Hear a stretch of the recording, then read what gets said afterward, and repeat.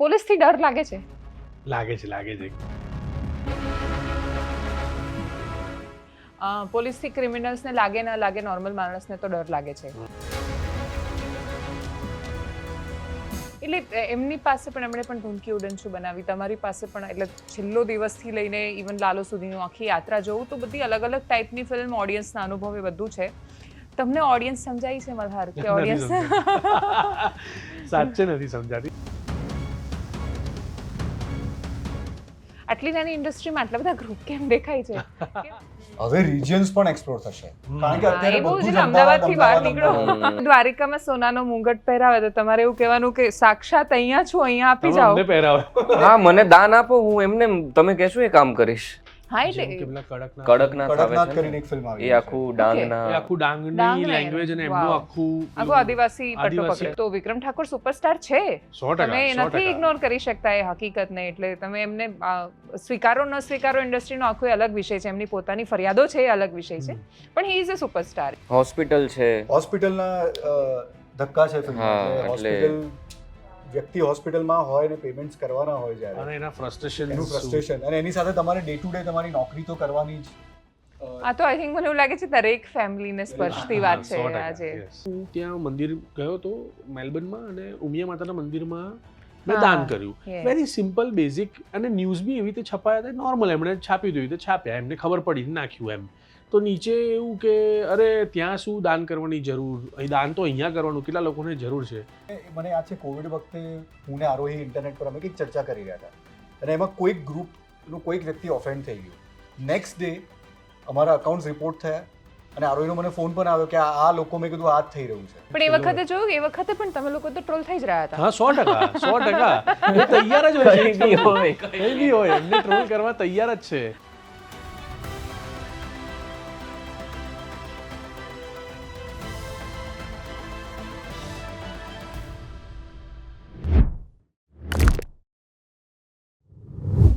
નમસ્કાર. કોઈ કલ્પના નહોતી કરી કે છેલ્લા 10 વર્ષમાં દુનિયા જેટલી બદલાઈ છે, આજથી 15-20 વર્ષ પહેલાના માણસોને કહો કે તમારી સાથે એ પ્રકારની ઘટનાઓ ઘટશે કે જે મોબાઈલના કારણે તમારી આખી જિંદગી ઉલટપુલટ થઈ જશે, તો એમના માટે બહુ જ એ અસંભવની નજીકની વાતો લાગે. સમાચારની દુનિયામાં જ્યારે તમે બહુ જ બધી વાતો કે ઘટનાઓને જુઓ તો તમને એવું લાગે કે કોઈ ફિલ્મી પ્લોટ હોય એવી વાતો રિયલ લાઈફમાં થઈ રહી છે. અમુક સમાચાર જુઓ તો તમને એવું લાગે કે તમે કોઈ વાર્તાની સ્ક્રિપ્ટ વાંચી રહ્યા છો, એટલી રસપ્રદ ઘટનાઓ આસપાસ થતી જાય. એ ઘટનાઓ પરથી અથવા એની આસપાસ કોઈ જ્યારે ફિલ્મ બનવા જાય ત્યારે એવું લાગે કે ભલે આ કાલ્પનિક વાતો છે, પણ છતાંય એ કહાની આપણી આસપાસની છે, આપણી બધાની છે, આપણે બધા જ જેમાંથી પસાર થઈએ છીએ, એ અગવડોની છે, સગવડોની છે, ઇમોશન્સની છે, અને બનતી ઘટનાઓની છે. એવી જ એક બહુ જ ટ્રેલર જોતા અતિશય ઇન્ટરેસ્ટિંગ લાગી રહી છે. ડિજિટલ અરેસ્ટ પર પહેલી ફિલ્મ બનવા જઈ રહી છે, ગુજરાતીમાં બની રહી છે, ધરપકડ ફિલ્મ આવી રહી છે, અને સ્ક્રીન પર હવે તમે જોઈ રહ્યા છો બધા જ સુપરસ્ટાર, એટલે સુપરસ્ટાર મલ્હાર ઠાકર અને સ્વયં શ્રી કૃષ્ણ સ્ટુડિયોમાં પધાર્યા છે. અરે યાર. શ્રોત ગોસ્વામી, અનીશ શાહ છે, ડિરેક્ટર છે ફિલ્મના. આ ત્રણેયનું ખૂબ સ્વાગત છે. Thank you. અને સ્વાભાવિક રીતે શરૂઆત હું અનીશભાઈ તમારાથી મને એ સમજવું છે કે આ ઘટનાઓ તો આસપાસ ઘટી રહી છે. છેલ્લા 2-3 વર્ષથી એક એવું વેબ પ્રસરાયું છે આજુબાજુ કે જે જોઈને અમને બધાને એવો વિચાર આવે છે કે હા, ડિજિટલ અરેસ્ટ એટલી ગંભીર ઘટના છે સમાજની કે માણસ આખી જિંદગી કમાય અને એક ફોન કોલ એની જિંદગીની આખી કમાણી ઉડાડી દે, એની જિંદગી આખી અસ્તવ્યસ્ત થઈ જાય. પણ એના પર ફિલ્મ બનાવી, એ કોઈ એક ચોક્કસ ઘટનાને જોઈને શું થઈ ઇવેન્ટ્સ કે તમને એવો વિચાર આવ્યો કે નહીં, આમાં કંઈક ફિલ્મનું સ્ક્રિપ્ટનું મટીરિયલ છે, આ કરવી જોઈએ? એટલે એકચ્યુઅલી ડિસેમ્બરનો 2024નો ટાઈમ હતો, અને એ સમયે આ ડિજિટલ અરેસ્ટની વાતો ન્યૂઝ મીડિયામાં આવવાની શરૂ થઈ હતી. અને મારા માટે બહુ સરપ્રાઇઝિંગ એલિમેન્ટ હતો કે લોકો આ રીતે માની લે છે કે તમને વિડીયો કોલ આવે કે અધિકારી છે, કસ્ટમ ઓફિસર, જજ કે પોલીસ સ્ટેશનથી કોલ આવ્યો છે, અને કે તમારું પાર્સલમાં ડ્રગ્સ મળ્યું છે, કે તમારું આધાર કાર્ડ આ રીતે લિંક છે. અને બહુ જ ક્રિએટિવ મને લાગે છે કે જેટલું સ્ક્રિપ્ટ અમારી પાસે નહીં, એનાથી ક્રિએટિવ સ્ક્રિપ્ટ એમની પાસે હોય છે. અને આવા સ્કેમ કરીને પકડીને લાખોથી કરોડો રૂપિયા લોકોએ આપ્યા છે. અને લોકો, મેં જે કેસીસ એ વખતે વાંચ્યા હતા કે 2 મહિના સુધી લોકો ડિજિટલ અરેસ્ટમાં રહ્યા છે. અને જ્યારે મેં વાંચ્યું કે લોકોને એનો ટ્રોમા પ્લસ પીપલ વર ઇવન ડ્રિવન ટિલ સ્યુસાઇડ, કારણ કે આની પાછળનું જે એમ્બેરેસમેન્ટ છે કે આ ઘટના તમારી સાથે થઈ, તમે આ રીતે સાચું માની લીધું આટલી સીલી વસ્તુમાં, અને તમે આટલા બધા પૈસા ગુમાવ્યા.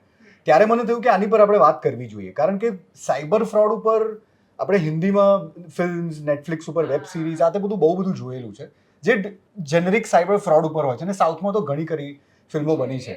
પણ આ એક પર્ટિક્યુલર મુદ્દો કે જે શરૂ એ સમયે મેં એની ન્યૂઝમાં આવવાનું જોયું હતું એનું, તો મને હતું કે આની વાત પકડાશે, અને લકીલી ફટાફટ લખી શક્યા, બનાવી શક્યા વિથ બોથ ઓફ ધેમ, અને રિલીઝ પણ એવા સમયે થઈ રહ્યું છે કે જ્યારે હજી પણ આ મુદ્દો ચર્ચામાં છે અને કંટ્રોલમાં નથી આવ્યો. હા, આ બહુ જ રેલેવન્ટ છે અને એ નથી સમજાતું કે આ ક્યાં સુધી રેલેવન્ટ રહેશે, કેમ કે એનો કોઈ તોડ નથી દેખાતો આ ફિલ્મમાં. એટલે મલ્હાર, તમે જ્યારે આ ફિલ્મમાં તમને હું સાંભળી રહી છું, એ સંવાદોને સાંભળી રહી છું, મને એ સમજવું છે કે રિયલ લાઈફમાં પણ ઇવન પોલીસથી ડર લાગે છે? લાગે છે, કારણ કે હું તમને કહું એના બે કારણ છે. પહેલાં એવું હતું કે સાચે બહુ જ ડર લાગતો હતો, કારણ કે આ લોકો એનો કેસ ક્યાં સુધી ચાલે એનો ડર બહુ છે કે આ કંઈ પણ નાની એલિગેશન થયું, મને રસ્તા પર બબાલ થાય અને કોઈને લાફો મારી દીધો ને કયા લેવલનો માણસ છે ખબર નથી, અને એ કેસ જો લાંબો ચાલે ને એના કારણે પોલીસનો ડર બહુ છે. અને હવે ઓળખાણ થઈ ગઈ કે ફેમસ ચહેરો થઈ ગયો પછી તો એવું થાય છે કે યાર હવે કેટલું બચીને ચાલીએ કે કશું બી સપડાય નહીં. બધી નજર તમારી સામે છે, બધું નજર આપણી સામે છે. અને 10 વર્ષના 2015માં છેલ્લો દિવસ આવી ત્યારથી લઈને 2026 ઓલમોસ્ટ 10-11 વર્ષ વીતી ગયા, એમાં પોલીસનું બી આખો એક ડેવલપમેન્ટ આવી ગયું છે, આખી એક સદી ચેન્જ થઈ ગઈ એવી ફીલ આવે છે. નવા ચહેરાઓ, યંગ આપણા જેવા લેવલના લોકો આ તે, તો એ ડર તો એકચ્યુઅલી કાયમી રહેવાનો, અને પોલીસનો ડર રહે છે, એ કંઈ પણ થઈ જશે એનો ડર માં પોલીસનું એક છે. હા, એક્ઝેક્ટલી. એટલે હા, એટલે આપણે ગમે તેટલું પેલું ડિનાય કરવાની પ્રયત્ન કરીએ તો પણ હકીકત એ છે કે પોલીસથી ક્રિમિનલ્સને લાગે ના લાગે, નોર્મલ માણસને તો ડર લાગે છે, કેમ કે એને ખબર નથી, કદાચ કાયદા વિશે આપણે ત્યાં જાણકારી બહુ નથી, અથવા ખાલી વકીલને જ ડર નથી લાગતો મોટા ભાગે, બાકી બધા ડરે છે પોલીસથી. એ કેસમાં આ ફિલ્મ તમે જ્યારે કરવાનું પ્લાન કર્યું, વિચાર્યું, એની સ્ક્રિપ્ટ વાંચી હશે એ બધું જોતા, તો તમને કેમ એવું લાગ્યું કે નહીં આ ફિલ્મ છે? કેમ કે આમાં મને એવું નથી લાગતું કે બહુ જ કોમેડીવાળો કોઈ હિસ્સો છે, અથવા જે તમારી ટિપિકલ એક ઇમેજને સેટ થાય એ પ્રકારનું પણ કશું નથી. તો આ એકદમ નવી ઓડિયન્સને તમારે અટ્રેક્ટ કરવાની છે, તો કેમ કન્વિન્સ થયા એમાં? એટલે મને એક તો કોન્સેપ્ચ્યુઅલી હું બહુ કન્વિન્સ હતો કે આ વાત કહેવાવી જોઈએ, એ એન્ટરટેનિંગ વે હોવો જોઈએ, પ્લસ એવી ફિલ્મ ના બને કે ખાલી એકદમ આમ +18 લોકો જ જોવે, એવું વસ્તુ હોવી જોઈએ કે અત્યારે 11-12નો છોકરો એના ફાધરને લઈને જોવા જાય કે પપ્પા જોજો આવું ના થાય તો આવું ગમે ત્યારે થઈ જાય. તો મને એવું હતું કે એવી વસ્તુ ડ્રાઈવ થઈ રહી છે કે જે લોકો સુધી પહોંચવી જોઈએ જલ્દી, લોકો સુધી આ વાત કહેવડાવવી જોઈએ.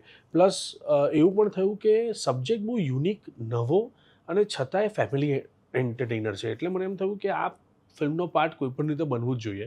અને દાદર હવે એવું છે કે મારા જ ફાધર ઉપર મતલબ વાત આવે છે, તો ફેમિલીનો બોન્ડની એક બહુ કે ઇમોશન્સ કેપ્ચર કે પ્રોબ્લેમ આવ્યો એટલે ફેમિલી આખું એક થઈ જાય છે, એ જે બ્યુટી છે એ આઈ થિંક મને અટ્રેક્ટ કરીને that's why I did this film. Okay, શ્રેત, તમારો શું રોલ છે આમાં? તમે શું છો, એટલે કઈ બાજુ છો? ના, હું આ બાજુ જ છું. ઓકે, પોઝિટિવ સાઈડમાં જ છું. આ ફિલ્મમાં હું એક ફ્રેન્ડ બન્યો છું જે કોન્સ્ટન્ટ, કારણ કે આવી બધી સિચ્યુએશનમાં ઘરે પણ કંઈક ને કંઈક ચાલી રહ્યું છે, એમના ફાધર જોડે સ્કેમ થઈ ગયો છે, તો પછી ફ્રેન્ડ જ હોય જે સતત તમારી જોડે હોય, કંઈ પણ હોય તો હી ઇઝ ધેર, તો આઈ એમ ધેટ ફ્રેન્ડ. ઓકે. અને આમાં ટ્રેલર જોતા મને એવું સમજાઈ રહ્યું છે કે તમે જાતે ફાઇટ આપવાનો પ્રયત્ન કરી રહ્યા છો. લાઈક પોલીસ ઇઝ ધેર, ફરિયાદ ને બાકી બધું ઠીક છે. એક સરસ ડાયલોગ આવે છે કે આપણે એમના વખાણ જ કરવાના છે કે શું એમ સ્કેમરના. તો એ બહુ હકીકત છે કે એકચ્યુઅલી તમે કોઈ પણ પોલીસ ઓફિસરને મળશો એટલે એ જેટલા વધારે સમજતા ને ભણેલા એટલા વધારે વખાણ કરશે પેલા માણસના, કેમ કે નથી પકડાતા, અતિશય હોશિયાર હોય છે અને એ ભણેલા નથી. એવા બહુ જ બધા કિસ્સા છે, એવી સ્ટોરીઝ છે કે રિટાયર્ડ આઈએસ આઈપીએસ, ચાલુ આઈએસ આઈપીએસ, સીએ, મોટા ભાગના ભણેલા લોકો આમાં છેતરાયા છે, અને જે છેતરી રહ્યા છે એ લોકો ભણેલા નથી, એ લોકોની પાસે કોઈ એવું એજ્યુકેશન નથી જે આપણે લઈએ છીએ. તો એવા સંદર્ભે તમે આ ફિલ્મમાં એક્ઝેક્ટલી ફાઇટ કેવી રીતે આપી રહ્યા છો? ઇન્વેસ્ટિગેશન કેવી રીતે કરવું, એટલે પહેલું પોલીસની જોડે વારંવાર જવું, એ જગ્યાઓ પર જવું. પ્લસ જ્યારે ટ્રેલર એન્ડ થાય છે ત્યારે એક લાઈન છે કે હેક કરાવવું છે, તો એ કદાચ એવો પ્રયત્ન કરવો છે કે કોઈ પણ રીતે આ વસ્તુને પહોંચવી પડે. પ્લસ એ કઈ રીતે આ શું, ક્યાં પૈસા ગયા છે, શું ગયું છે, એનું એક proper research as a character મને બી નથી ખબર કે હું બી ધીરે ધીરે ઓપન અપ થઈ રહ્યો છું કે ભાઈ પોલીસ એમ કહે છે કે ભાઈ આ તો આવું હોય તો તમે ત્યાં જાઓ તો તમે ત્યાં ચેક કર્યું હતું, એટલે આપણને એમ થયું કે અમે બંને વિચારે કે ત્યાં જવાનું છે પાછું, તો પાછા ચલો ત્યાં જઈએ, આપણે ચેક તો કરીએ એકચ્યુઅલી શું કરવાનું છે એમ. સો એ જે પોલીસ પણ એક્સપ્લોર કરી છે, કેમ કે એમના માટે પણ આખો નવો જ વિષય છે એમ, કે એટલે ધીમે ધીમે એ જે શોધખોળની પ્રક્રિયાઓ ચાલે છે એ મૂળ આ ફિલ્મનો ફ્લો છે એમ, કે ભાઈ હું પણ શોધું કેવી રીતે થાય છે, કોઈક એવી ઘટનાઓ પકડું કે જેનાથી મને એમ થાય કે યાર હું પોલીસને આ કહું કે આવું થયું હતું, તો it's on a investigation zone, કે ભાઈ કંઈક ને કંઈક શોધતા કંઈક કરીએ એમ. અનીશ, આખો આ જે વિષય છે એમાં ન્યૂઝ સ્ટોરી કોઈ જોવે અથવા કોઈ ડિટેલ્ડ રિપોર્ટ આના પર બહુ જ બધા બનેલા છે. ડિજિટલ અરેસ્ટની ઘટના થઈ એના પછી ઘણા બધા પીડિતો પણ એવા હતા કે જેની સાથે મીડિયાએ બહુ ડિટેલમાં વાત કરી, ડિટેલ્ડ એનાલિસિસ છે, આખો ઘટનાક્રમ કેવી રીતે થયો, એટલે આખી વાર્તા પણ એમાં છે. ફિલ્મમાં એવું શું અલગ છે કે જે દર્શકને કશુંક આ કંઈક નવું છે અથવા આમાંથી કશુંક મળ્યું એ એલિમેન્ટ આપશે? એટલે નોર્મલી જે સ્કેમ ઓરિએન્ટેડ ફિલ્મ્સ કે જે મટીરિયલ આવ્યું છે એમાં સ્કેમ કઈ રીતે થાય છે, કેવા લોકો છે, ઘણી ફિલ્મ્સમાં તો ગ્લોરીફાઈ બી કર્યું છે. વિથ એક રોમેન્ટિક સોંગ હોય, સ્કેમરની પ્રેમિકા જોડે એનું રોમેન્ટિક સોંગ હોય, આવી બધી ઘટનાઓ છે. આમાં આપણે સ્કેમની તો ડિટેલ્સ આપી જ છે. It is quite informative that way, કે કોઈ પણ કોમન માણસ જોવા જશે તો એને સ્કેમની ઘટના in a very basic format તમને જાણવા મળશે જ. કેવા સ્કેમર્સ છે, કઈ રીતે થાય છે, તમારે કઈ રીતે ચેતીને રહેવું જોઈએ, એ બધું છે જ. પણ સ્કેમ થયા પછી a family, a person, how that person comes in to crisis, કે તમે ફાઇનાન્શિયલી ઓલરેડી ટ્રબલમાં હોવ અથવા તમે કશે ફસાયેલા હો, તમને આવો કોલ આવે, તમે ધ્યાન ના આપો અને તમે પૈસા આપી દો, એના પછી એક ફેમિલી કઈ રીતે સ્ટ્રગલ કરે છે એ પણ ફિલ્મમાં દેખાડ્યું છે. It's a family story. It's a family story. So people will realise કે આ વસ્તુને લાઇટલી લેવા જેવી નથી. આ ડિજિટલ વર્લ્ડમાં આપણે જે રીતે બધી વસ્તુઓ આપી દઈએ છીએ, આધાર કાર્ડ વોટ્સએપ કરી દઈએ છીએ, ઝેરોક્સ વાળાને આપી દઈએ છીએ, કેટલી બધી ઇન્ફોર્મેશન આપણે ઇઝીલી શેર કરીએ છીએ, એના રિપર્કશન શું હોઈ શકે છે અને તમે સિચ્યુએશનમાં ફસાવો તો તમારી સાથે શું થઈ શકે છે એ પણ દેખાડ્યું છે. So I am hoping that people will realise કે આપણે ઇઝીલી જે વસ્તુઓ શેર કરીએ છીએ સોશિયલ મીડિયા પર, આપણા પિક્ચર્સ, આપણી દિનચર્યા જેટલું ઇઝીલી મૂકી દઈએ છીએ, એ રિસ્કી છે. It is we are vulnerable to international threat. એટલે એમની પાસે પણ એમણે પણ ધૂનકી ઉડનચુ બનાવી, તમારી પાસે પણ, એટલે છેલ્લો દિવસથી લઈને ઇવન લાલો સુધીનું આખી યાત્રા જોવું તો બધી અલગ અલગ ટાઈપની ફિલ્મ, ઓડિયન્સના અનુભવ એ બધું છે. તમને ઓડિયન્સ સમજાય છે મલ્હાર કે ઓડિયન્સ? સાચે નથી સમજાતી. ઓડિયન્સ કઈ વસ્તુને ક્યારે ઉપાડી લે છે, કઈ વસ્તુને ક્યારે રિસ્પોન્સ આપી દે છે, નથી આપતી, બહુ અલગ લેવલ પર ઓડિયન્સ ચાલી રહી છે. ઇવન તો Hindi people are also confuse કે શું ચાલે છે. હવે આજથી છેલ્લા 5 વર્ષમાં કે 7 વર્ષમાં એવી એક પણ ફિલ્મ નથી જેને 3.5-4 કલાકની ફિલ્મ આપી હોય. પહેલી ફિલ્મ જેમ કે ધુરંધર આવી 4 કલાકની ફિલ્મ લોકોએ બેંગ ઓન જોઈ. એની સામે શું ચાલે છે, કેવી રીતે વર્તવું, પણ લોકો એન્ગેજ થઈ ગયા ને એકવાર પછી ફિલ્મને સ્વીકારી લે છે, એવો મારો અનુભવ રહ્યો. જેમ કે હું ઓલ ધ બેસ્ટ વન ડેની વાત કરું, મારા માટે બહુ નવો વિષય હતો, કોર્ટરૂમ ડ્રામાને હાથે, પણ એકવાર લોકોને હુક થઈ ગયા કે યાર આ તો જોરદાર લડ્યો છે, મસ્ત કેસ લઈ આવ્યો છે, પપ્પાને બચાવી લીધા ગમે તેમ કરીને, જો એ થોટ આવી ગયો એટલે they are going again and again.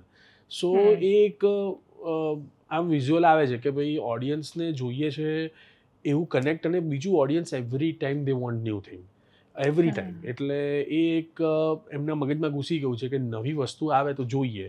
એની એ જ ફેમિલી વાઇબ આપવી, અથવા સુહદ લાલો 2 એવું બી કરે તો કદાચ રિસ્ક થઈ જાય કે ઓડિયન્સ એ વખતે સ્વીકારશે કે નહીં. એટલે બહુ જ આમ ટ્રિકી ઝોન ચાલી રહ્યો છે. પણ everybody is working very hard, અને ઓડિયન્સનો ટેસ્ટ છે ને એ એવરી 2-3 મહિને બદલાતો જ ગયો છે.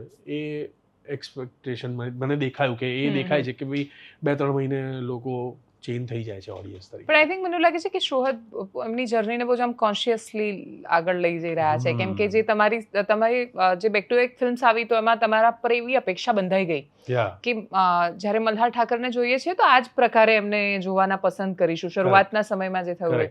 તમારા માટે તમે આખું કઈ આમ સ્વયં શ્રી કૃષ્ણમાંથી ડાયરેક્ટ એક છો મિત્ર, પણ છતાંય આખું રોલ ને બધું બદલી રહ્યા છો, એ પ્રેશરમાંથી કેવી રીતે બહાર આવ્યા? હું લાલો પહેલાંથી ઘણું બધું કામ કરું છું. 2017થી હું અમદાવાદ છું, અને નાની નાની શોર્ટ ફિલ્મ્સથી લઈને વેબ સિરીઝ, ઓહો પર મેં ઘણું કામ કર્યું, પછી ફિલ્મો કરી, એમાં બહુ બધા કેરેક્ટર્સ કર્યા.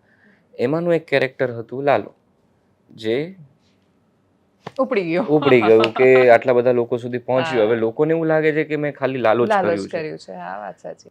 પણ મેં તો પહેલા પણ બહુ બધા કેરેક્ટર્સ કર્યા હતા. ડેફિનેટલી હવે હું વધારે કોન્શિયસ છું કેરેક્ટરમાં કે પહેલા તો હું ગમે તે કરી લેતો હતો, હવે હું મારે જે કરવું હશે એ કરીશ. હા, તો એટલે એ રીતે હું choice વધારે મળી છે કોન્શિયસ તમને. હા, ચોઇસ બરાબર. કરી શકીશ હવે. ઓકે.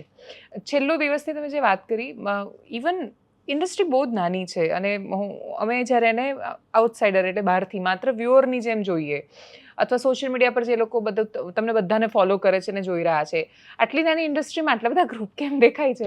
કે છેલ્લો દિવસની તમારી જે દોસ્તી યારી જે હતી એ પણ બધા જ આમ છૂટા થયેલા દેખાયા, તો એનું કારણ શું છે? હું તમને કહું કે દાખલા તરીકે એક ગ્રુપ છે, એ એક જ વ્યક્તિ જોડે કોન્સ્ટન્ટ કામ કરે છે એવું એક અનુભવ રહ્યો છે, અને બીજું એક ગ્રુપ છે જે કોન્સ્ટન્ટ મારી સાથે જ કામ કરે છે એવું દેખાયું છે, અને એ લોકોની ચોઇસીસ અને વર્ક પ્રેફરન્સીસ સેમ રહ્યા છે. જેમ કે સંદીપ અંકલ ફિલ્મ બનાવતા હોય તો એવો વિચાર પહેલા કરે કે પહેલા મલ્હારને સંભળાવું, પછી જોઈએ આપણે શું થાય એમ. અને કાં તો એમને મગજમાં ફિક્સ હોય કે મારે આ જ વ્યક્તિ જોઈએ છે, એને લઈને સાઇન કરીને પછી એના પ્રમાણે ફિલ્મ લખાવું. સો એવો બી થોટ હોય છે. અને સેમ કેડી સર અને વૈશલભાઈમાં એવું થયું કે દે થિંક ફર્સ્ટ એઝ યશને, તો એ લોકોને કેવું એક બોન્ડ થઈ ગયું, એક સેટ થઈ ગયો, એટલે હા આપણે કરીએ છીએ, ચલો ને કરીએ એમ, એવું કરીને એ જોડાણ થઈ જાય છે. પણ જ્યારે ફિલ્મોની વાત આવે છે, હવે બધું એક્સપ્લોર થયું છે, એવરીબડી ન્યૂ, પણ this year going to be a wonderful year, કારણ કે પહેલી વાર હું અનીશભાઈ સાથે કામ કરી રહ્યો છું. Shruhad is doing Kashi Raghavan director જોડે એક ફિલ્મ, હું કોઈક નવા વ્યક્તિ જોડે ડિરેક્ટ કરે છે એમની જોડે પહેલી વાર ડેબ્યુ કરી રહ્યા છે ડિરેક્ટર, એમની જોડે કામ કરી રહ્યો છું. યશ ઇઝ ડુઈંગ ફિલ્મ વિથ પ્રતિક ગુપ્તા. એટલે આખું જે આ સર્કલ છે ધીરે ધીરે હવે ખુલી રહ્યું છે. ઇટ ટુક 10 years, વચ્ચે 2 વર્ષ આપણે કોવિડને કાઢી દઈએ, પણ હવેનો ચેન્જ એ રાઇટ ચેન્જ છે. જેમ કે મિત્ર is also exploring sum good directors, જેમ મિત્ર ગઢવી જોડે એવા બધા ડિફરન્ટ પ્રોજેક્ટ છે.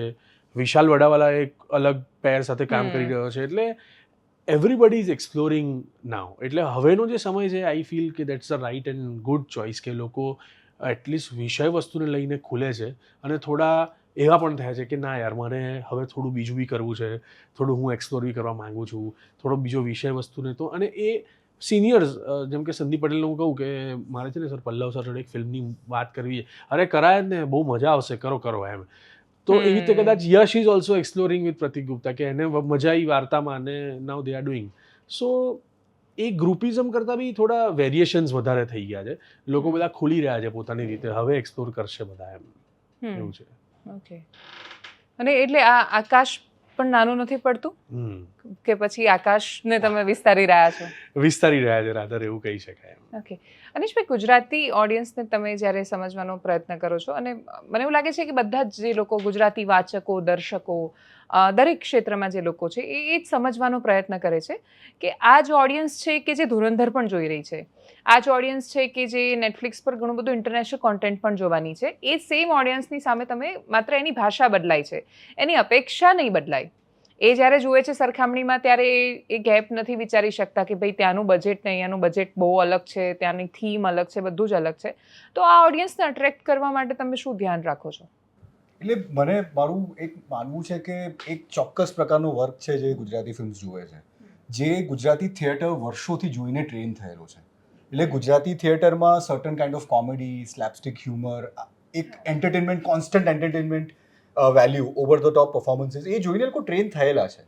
સો એના કારણે ઇનિશિયલી અમુક પ્રકારની જ ગુજરાતી ફિલ્મો આવી, જે કોમેડી ફિલ્મ્સ આવી, અમુક પ્રકારની એ જ ચાલી. હવે જે નવી ઓડિયન્સને જનરેટ કરવી હોય, I am talking about 20 year olds, 25 year olds, અગર એ લોકોને ફિલ્મ દેખાડવી હોય તો નવા પ્રકારની ફિલ્મ બનાવવી પડશે. Which is why we thought કે નવો ટોપિક આપણે લઈને આવી, પછી હવે એ લોકો ડિસાઇડ કરશે એ લોકોને જોવું છે કે નહીં. પણ આ ફિલ્મની લેંગ્વેજ ગુજરાતી બી એકદમ બોલચાલવાળી ભાષા છે, હિન્દી પણ છે, થોડું ઇંગ્લિશ પણ છે, અને અમે ધ્યાન રાખ્યું છે કે બધાને ગમે એવી ફિલ્મ છે. એટલે એવું બી નથી કે 60+ કે 70+ની ઓડિયન્સ એલિયનેટ થઈ જાય, એમને એવું લાગે કે ના યાર આ ભાષા આપણી નથી, એવું પણ નથી. But it's a very contemporary film કે જે નેશનલ ઓડિયન્સ સુધી પણ પહોંચી શકે વિથ સબટાઇટલ્સ. હા, નહીં, એટલે એકચ્યુઅલી મને એવું લાગે છે ભાષા બહુ મોટો રોલ પ્લે કરે છે. એટલે જેટલી ફિલ્મો સફળ થઈ ગુજરાતીમાં, એમાં મેઇન વસ્તુ એ હતી કે એની લેંગ્વેજ કનેક્ટ કરતી હતી લોકોની સાથે. એમને એવું લાગતું હતું કે હા આ કંઈક અલગ અજીબ પ્રકારની ભાષા નથી બોલી રહ્યા. એટલે ઘણી બધી ફિલ્મ બહુ જ સરસ બનતી હોય છે, પણ એમાં જે લેંગ્વેજ, જે ભાષામાં જે રીતે વાત થાય છે, એક જ ઘરમાં 4 અલગ પ્રકારની બોલી બોલાય, એટલે બોલી પકડાવી પણ બહુ મહત્વનું છે. એમ ખરેખર 4 માણસો અલગ બોલી બોલતા હોય છે. તમે એટલે એ પોઈન્ટમાં તમે એ જોશો ને કે લાલોએ જે કાઠિયાવાડ જે રીતે હા દેખાડી, એક્ઝેક્ટ એનો જે એ જે સ્લેંગ, એ જે ભાષા જે રીતે બોલાય એ બોલી, દરેકને એવું લાગ્યું કે અરે હા તો આપણે જેવું જ બોલે છે. એટલે મલ્હારે જેમ કહ્યું કે બધા હવે વેરાયટી એક્સપ્લોર કરી રહ્યા છે, હવે રિજિયન્સ પણ એક્સપ્લોર થશે. કારણ કે અત્યારે એ બહુ બધું જ જ અમદાવાદથી બહાર નીકળો. કે પછી મુંબઈ, અમદાવાદ મુંબઈ આ 2 સેન્ટર્સ રહ્યા છે. હવે કાઠિયાવાડ આવશે અને હોપફુલી સુરત ને નવસારી ને એ રિજિયન પણ આવવું જોઈએ કે ઉત્તર ગુજરાત આવે. આખી અલગ ભાષા, અલગ કલ્ચર, અલગ રિચ્યુઅલ્સ એ ફિલ્મ્સમાં આવે તો મજા આવશે, આખું ખુલશે અને નવી ટેલેન્ટ પણ આવશે. હા જેમ કે એટલે પેલા કડકનાથ કરીને એક ફિલ્મ આવી. ઓકે એ આખું ડાંગની ડાંગ લેંગ્વેજ અને Wow. એમનું આખું આદિવાસી પટ્ટો આદિવાસી Yes, કલ્ચર yes. બી એવું છે અને ભાષા બી એવી પકડી છે. વાવ. ને બહુ સરસ બનાવી છે એવું મેં સાંભળ્યું. ઓકે, રિલીઝ થઈ ગઈ હવે? ના, ના, હવે હવે થવાની થશે. છે. અચ્છા. હા એટલે આખી, કેમ કે આ ઇન્ડસ્ટ્રીનો મતલબ મને એવું લાગે છે આપણે જ્યારે કોઈ પણ ફિલ્મ વિશે વાત કરીએ ત્યારે આખી ગુજરાતી ઇન્ડસ્ટ્રીની વાત એટલે થાય છે કેમ કે ઓડિયન્સ એક ફિલ્મ તો કદાચ જોઈ લે છે, પણ એને જો સાતત્ય સાથે જોડવી હોય સતત, તો મને એવું લાગે છે કે બધા વિષયોની વાત થવી જોઈએ. એટલે ઉત્તર ગુજરાતની જેમ વાત કરી તો ઉત્તર ગુજરાતમાં ત્યાંના લોકોને સ્પર્શે એવી જ્યારે કોઈ પણ ફિલ્મો આવે છે તો વિક્રમ ઠાકોર સુપરસ્ટાર છે. 100%, તમે 100%. નથી ઇગ્નોર કરી શકતા એ હકીકતને. એટલે તમે એમને સ્વીકારો ન સ્વીકારો, ઇન્ડસ્ટ્રીનો આખો અલગ વિષય છે, એમની પોતાની ફરિયાદો છે એ અલગ વિષય છે, પણ હી ઇઝ અ સુપરસ્ટાર. એટલે એ બહુ જ બધા લાખો માણસોને અટ્રેક્ટ કરી શકે છે. યુ વોન્ટ બિલીવ, મેં એમની એક ફિલ્મ જોઈ હતી, મા બાપને ભૂલશો નહીં. હા વોટ અ ગ્રેટ ફિલ્મ. એટલે મને એમ થયું કે યાર આ તો આમ યુનિવર્સલ વિષય છે, દરેક લેંગ્વેજમાં આ વિષય આવવો જોઈએ કે મધર ફાધર કેવી રીતે એકબીજાની કેર કરતા હોય છે સાયલેન્ટલી, હીરો ડઝન્ટ નો એમ, અને કેવી રીતે એ સમજી વિચારીને કેવી રીતે કેર કરતા લોકોને પણ શીખવાડે છે. So it's very basic simple વાત, પણ એટલી ક્યુટલી સરસ રીતે ડિઝાઇન કર્યું છે. પણ ઓફકોર્સ એ અલગ સિનેમાઓમાં અને અલગ રીતે આવી ગઈ એટલે કદાચ આપણા સુધી એ વાત પહોંચી નહીં. ઓડિયન્સ બી અલગ છે. હા એટલે એટલે જ કહું છું કે ત્યાંના લોકો માટે છે. જેમ સૌરાષ્ટ્રની કે બાકીના ગામડાઓની કેટલી મોટી ગામડું ઓડિયન્સ છે એ લાલો પછી ખબર પડી. હા, બહુ જ બધા લોકોને. exactly. પેલા જે વિઝ્યુઅલ જોયા ને કે ટ્રકમાં અને પેલા ટેમ્પામાં ભરીને લોકો રાત્રે જે રીતે મૂવી જોવા જઈ રહ્યા હતા, Correct. તો એ અટેચમેન્ટ છે એ દેખાયું. તો જેમ કે આ ફિલ્મ છે એની ટાર્ગેટ ઓડિયન્સ કોણ છે મોટા ભાગે? ટાર્ગેટ ઓડિયન્સ એટલે આ બધે ઇટ્સ અ બધા જ. Universal film. Okay. બધા જોઈ ઘરમાં શકે મોબાઈલ એવી છે, બધા જેની જ. પાસે મોબાઈલ છે, Right. ઇન્ટરનેટ જેટલા લોકો યુઝ કરે છે એ ટાર્ગેટ ઓડિયન્સ છે આની. અને એ યુનિવર્સલ છે ને, જેમ લાલોમાં પણ એક રિક્ષાવાળો જેણે લોન લીધેલી છે, હા. જે લોન ભરી નથી શકતો, આ નહીં, જે ફેમિલી સ્ટોરી, ઇવન જે બધાની જે રીવાની એક્ટિંગ, એનું જે પાત્ર છે એ બધું જ બતાવે છે. હા. તો આમાં પણ એ જ છે કે પેરેન્ટ છે, ફાધર છે, એની સાથે સ્કેમ થાય છે, સનને ખબર નથી કઈ રીતે શું થયું છે, લોકો ફિગર આઉટ કરી રહ્યા છે. આ કોઈની બી સાથે ઘટી શકે છે. હોસ્પિટલ છે. હોસ્પિટલના ધક્કા છે ફિલ્મમાં. હા, એટલે હોસ્પિટલ, વ્યક્તિ હોસ્પિટલમાં હોય ને પેમેન્ટ્સ કરવાના હોય જ્યારે, અને એના frustration એનું ફ્રસ્ટ્રેશન, અને એની સાથે તમારે ડે ટુ ડે તમારી નોકરી તો કરવાની જ. આ તો આઈ થિંક મને એવું લાગે છે દરેક ફેમિલીને સ્પર્શતી વાત છે 100%, આજે. yes. કેમ કે ઇવન ગુજરાત, એટલે આપણો જે પ્રદેશ છે એકદમ પરિવારવાળો પ્રદેશ છે, એટલે આપણને બહુ ફરક પડે આ બધા વિષયથી. એટલે આપણે ઇવન કોવિડ ટાઈમમાં ગુજરાતમાં એવી સ્ટોરી બહુ જ ઓછી જોવા મળી, રેર કેસમાં, કે મૃતદેહ લેવા પણ ન આવ્યા હોય પરિવારના લોકો. હા, હા. આપણે તો કોવિડમાં જીદ કરતા હતા કે આઈસીયુમાં જવા દો અમને. આપણે એ પ્રકારનો પ્રદેશ છે, એટલે આપણે ત્યાં ફેમિલીવાળી લાગણી બહુ મેટર કરે છે. હવે આજે ઇન્ટરનેટની વાત ચાલી રહી છે, મલ્હાર તમે પણ એનો ઘણી બધી વાર શિકાર બન્યા, ભોગ બન્યા. સિંગર્સની સાથે પણ ઘણું બધું એવું થઈ રહ્યું છે. એટલે ઇન્ડસ્ટ્રીને બહુ લાંબો સમય નથી થયો, 2 સિંગર્સે તો ટાટા કહી દીધું કે ભાઈ અમે આ સિંગિંગ નથી કરવાના પ્લેબેક એમાં. તો એમાં ઇન્ટરનેટનું જેમ ડિજિટલ અરેસ્ટ કે ન્યૂડ કોલ્સ કે આ બધી સમસ્યાઓ છે, એમ ટ્રોલિંગ કેટલો મોટો ભાગ ભજવી રહ્યું છે આમાં? ખૂબ ભાગ ભજવે છે, અને એક આખી એવી લીગ છે જે લોકો ટ્રોલ કરવા માટેનું આખું એક ગ્રુપ છે કે જે લોકો, અમને એમ ખબર પડે કે હવે જો નાખીશું ને તો આવા 10-15 લોકોની કમેન્ટ આવશે, અને જ્યારે તમે ખોલો ત્યારે 14-15 ફોલોઅર હોય, 7 એમની પોસ્ટ હોય જે એકદમ અનનોન. એટલે તમને ખબર પડે કે ધીસ ટ્રોલિંગ ઇઝ ધેર. હવે એ લોકોને એવું લાગે છે કે એ જ ટાર્ગેટ એમને રાખવો છે. અમે ફેસબુક પર એક બહુ જ સરસ મજાની પોસ્ટ હતી કે હું ત્યાં મંદિર ગયો હતો મેલબર્નમાં, અને ઉમિયા માતાના મંદિરમાં મેં દાન કર્યું. વેરી સિમ્પલ, બેઝિક, અને ન્યૂઝ બી એવી રીતે છપાયા હતા, નોર્મલ એમણે છાપી દીધું તો છાપ્યા, એમને ખબર પડી નાખ્યું એમ. તો નીચે એવું કે અરે ત્યાં શું દાન કરવાની જરૂર, અહીં દાન તો અહીંયા કરવાનું, કેટલા લોકોને જરૂર છે. અરે મેં કીધું ભાઈ મારા, અહીંયા હું એ બી તો કરું કરું જ છું, છું. કહેતા નથી. એ તો કરીએ જ છે એમ. હા. એટલે દે ડોન્ટ નો. અને ટ્રોલિંગ છે ને બહુ ઇટ ડઝન્ટ હેલ્પ નાઉ. અને હવે પહેલાં એવું થતું હતું કે આ નેગેટિવ કમેન્ટ આ તે પેલું તેવું, પણ હવે એમ થઈ ગયું કે આ 10 15 20 લોકોની ફિક્સ આઇટમો છે જ કે જે આવવાની જ આમ ફરતા ફરતા એ લોકો આવી રીતે કમેન્ટ કરવાના, જે લોકો ડિસરિસ્પેક્ટ કરવાના ગ્રુપ્સ છે આખા આમ. અચ્છા. હા એટલે અમે મને યાદ છે કોવિડ વખતે હું ને આરોહી ઇન્ટરનેટ પર અમે કંઈક ચર્ચા કરી રહ્યા હતા અને એમાં કોઈક ગ્રુપનું કોઈક વ્યક્તિ ઓફેન્ડ થઈ ગયું. નેક્સ્ટ ડે અમારા અકાઉન્ટ્સ રિપોર્ટ થયા અને આરોહીનો મને ફોન પણ આવ્યો કે આ લોકો મેં કીધું આ જ થઈ રહ્યું છે. તો અમે કેટલા બધા Target બ્લોક કરે કરે, છે. ટાર્ગેટેડ ટ્રોલિંગ કે આ બે જણાને પકડો. ગઈકાલે વાત કરતા હતા ક્લબ હાઉસ ઉપર કંઈક ચર્ચા ચાલી રહી હતી અને ક્લબ હાઉસ એ સમયે બહુ અનફિલ્ટર્ડ હતું કે તમે કંઈ બી વાત કરતા હતા, બધા ખુલીને એવી એટલી અનફિલ્ટર્ડ વાતો મેં ક્લબ હાઉસ પછી જોઈ જ નથી મીડિયામાં કે કોમન પીપલ એમ. તો સખત ટ્રોલિંગ થયું હતું અને વી વર સ્કેર્ડ કે અમે બધા અકાઉન્ટ બ્લોક કર્યા ને ડીએક્ટિવેટ કરી દીધું થોડો ટાઈમ કે હમણાં વાત જ નથી કરવી એમ. કારણ કે તમે કંઈ બી બોલો ટ્રોલિંગ એમ. હા. અને એ લોકો બહુ ફ્રી છે, બહુ જ નવરા છે, અને એ લોકો રાહ જોઈને જ બેઠા છે કે ક્યારે કમેન્ટ કરે. હા, પણ નવરા છે તો કમેન્ટ કરે છે, મૂવી જોવા પાછા નથી જતા એ લોકો. હા એક્ઝેક્ટલી દેટ્સ વોટ. નવરા છે તો 3 કલાક ત્યાં આપે, જોયા પછી કરે કમેન્ટ. હા એટલે જેમ કે હમણાં અનીશભાઈનું ટ્રેલર મેં આપણે ફિલ્મનું ટ્રેલર નાખ્યું ધરપકડનું, અને એવું એટલે કંઈક નવું લાવો યાર. જુઓ તો ખરા trailer. જુઓ તો ખરા લે. હજી તો ટ્રેલર ને હજી મૂકે 2 મિનિટ થઈ હતી, 2 મિનિટ એમ. એટલે ટ્રેલર 100 મિનિટનું છે એમ. મને એમ થયું કે ભાઈ આ શું એટલે એમ. એટલે they are very ready with the stuff. એમને નાખી જ દેવું છે, તમે ગમે તે કરો એમ. એટલે અને people are jealous also for good work એમ. એટલે એ બી મેં જોયું છે કે આ 2 સારી ફિલ્મ આપશે તો ત્રીજા વખતે એમની ફિલ્મને ગાળો આપવા વાળા 100 લોકો તો હશે જ કે ચલ ને ભાઈ નવું લાવો ને યાર, આ તો ચાલી ગઈ આમ તેમ. આવું એકદમ સિસ્ટમ એની આવી ગઈ છે એમ. જો કે સુહદને હજી એનો એટલે હું એ સુહદ બાજુ જ જઈ રહી હતી હું કે ના થાય છે. વચ્ચે લાલો પછી મેં કોઈક રિયલ એસ્ટેટની રીલ શૂટ કર્યું હતું. ગુડ મની, સારા પૈસા હતા. તો રીલ શૂટ કરી નીચે કમેન્ટ આવતા હતા કે હવે આ બધું ચાલુ કરવાનું. અરે બાપરે, તો માણસ કરે શું તો આ? મેં કીધું યાર હવે તો ટાઈમ તમે આવ્યો દાન પેટી છે. લઈને ફરો, એક કામ કરો હા તો બીજું તો કે હું ભગવાન શું આપી જાઉં. કે એટલે આ હવે આવું ના કરો હાઈડે તમે. કોઈ દ્વારિકામાં સોનાનો મુંગટ પહેરાવે તો તમારે એવું કહેવાનું કે સાક્ષાત અહીંયા છું, અહીંયા આપી તમે જાઓ. અમને પહેરાવો. હા મને દાન આપો, હું એમને તમે કહેશો એ કામ કરીશ. અને પેલો કિસ્સો હતો ને જે હમણાં ગઈકાલે મેં વાત કરતા હતા કે રાજકોટમાં કોઈ બીજા મિસકમ્યુનિકેશનને કારણે ભીડ ભેગી થઈ ગઈ ને કશું બિચારા એકબીજાને હા બચાવવા yes, એ ગયા. તમારે થયું હતું ને. એ શું થયું હતું રાજકોટ? અરે કઈ નહીં, એમાં અમને ખબર નથી કારણ કે આટલું જે આવું થશે. blast હા, થયું અને eventમાં. આપણે ક્યારે એવું એક્સપેક્ટ ના કર્યું હોય કે આપણે વિડીયો નાખશું ને આટલા લોકો ભેગા થઈ જશે. હા હા ઓબ્વિયસલી એ વખતે તો એવું થઈ ગયું સડનલી રાજકોટમાં અને બહુ South જ વાળી ભીડ feel હતી હતી એ વખતે. અને કોઈને આઈડિયા નહોતો કે આવું થશે. તો એ આખું મોલ વાળાને પણ નહોતો આઈડિયા, અમને પણ આઈડિયા નહોતો. એટલે એ બધું મિસમેનેજમેન્ટ થઈ ગયું ને થોડુંક એવું વધારે થઈ ગયું કે બહુ લોકો ભેગા થઈ ગયા હતા અને અમે નતા નીકળી શકતા ને લોકો પણ નથી નીકળી શકતા. એટલે એના જે અમુક વિડીયોઝ ને ક્લિપ્સ આવી છે એ બહુ અમને બી જોઈને એમાં તો લાગ્યું કે મીડિયાએ પણ આ બહુ ભાગ ભજવ્યો મને ખ્યાલ છે. એ અમારા માટે પેલું રિયાલિટી ચેક હતો કે યાર હવે તમારે બહુ જ આટલી વિચારીને ભીડ થઈ શકે છે એટલે તમે થોડુંક ધ્યાન રાખો. એની પહેલા અમને નથી ખબર કે અમારા નામથી આટલા લોકો ભેગા થાય છે. Very true.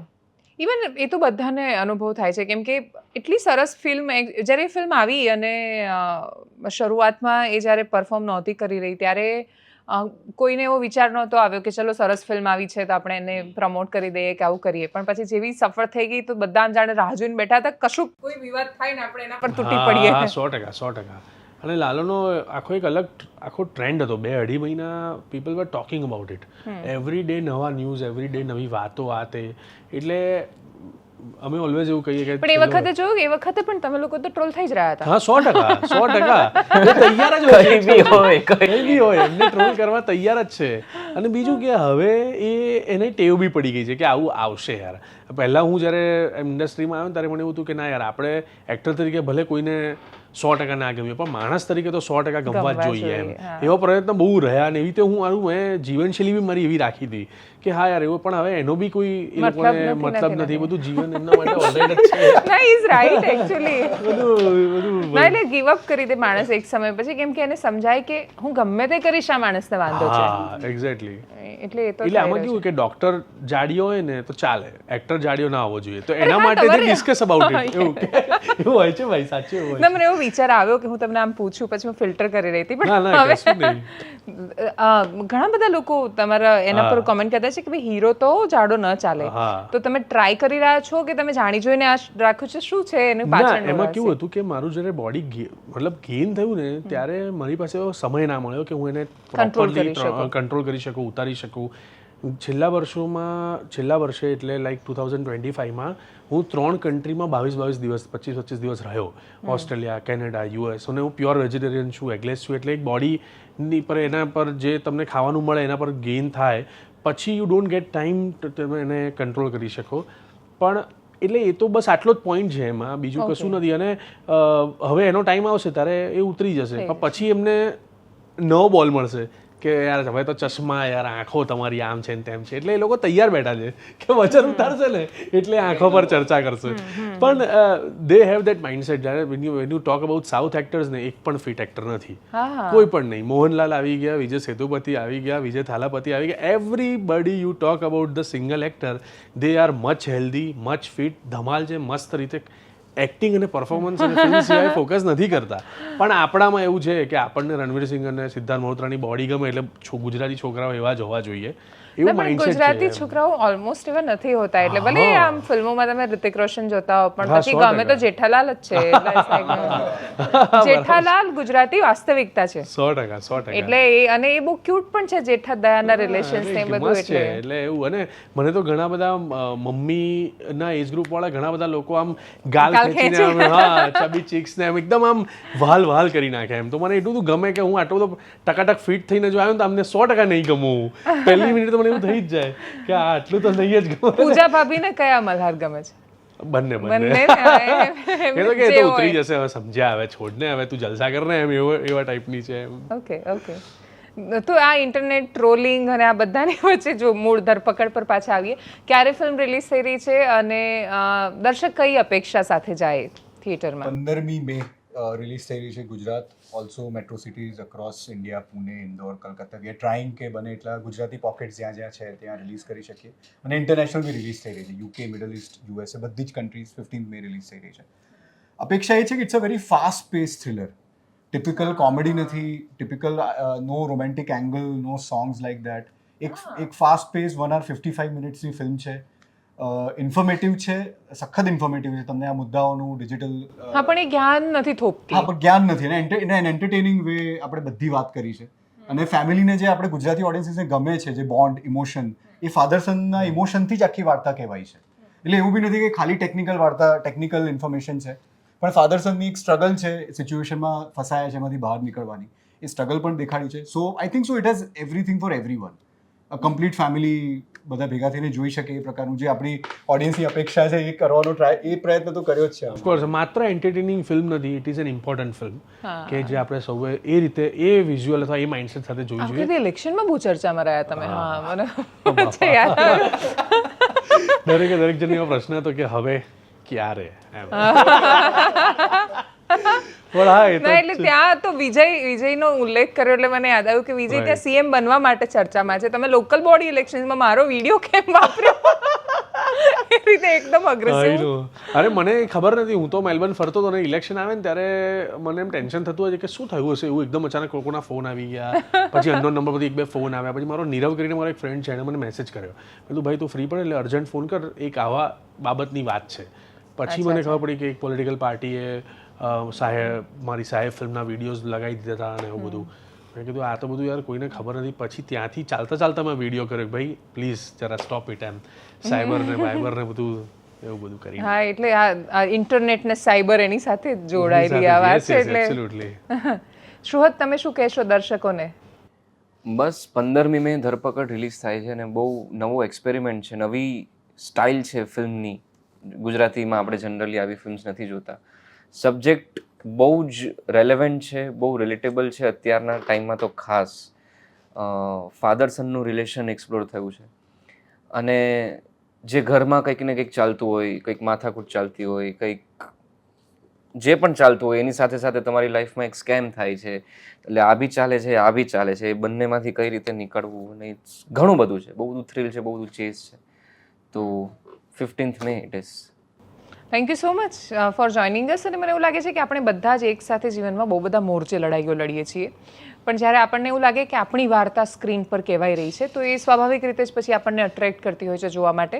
તો થિયેટરમાં જઈને જોયા પછી નક્કી કરજો કે તમારે ઇન્ટરનેટનો એ જે ઉપયોગ કે સદુપયોગ કે દુરુપયોગ, ટ્રોલિંગ કરવું છે કે વખાણવું છે કે એને બહુ જ બધા લોકો સુધી પહોંચાડવી છે, જે પણ કરો એ જોયા પછી નક્કી કરજો. તો કદાચ મને એવું લાગે છે કે પેલું એવું નહીં થાય કે 2 મિનિટનું ટ્રેલર છે ને 1.5 મિનિટ જ તમે કમેન્ટ કરી રહ્યા છો કે કશુંક નવું લાવો.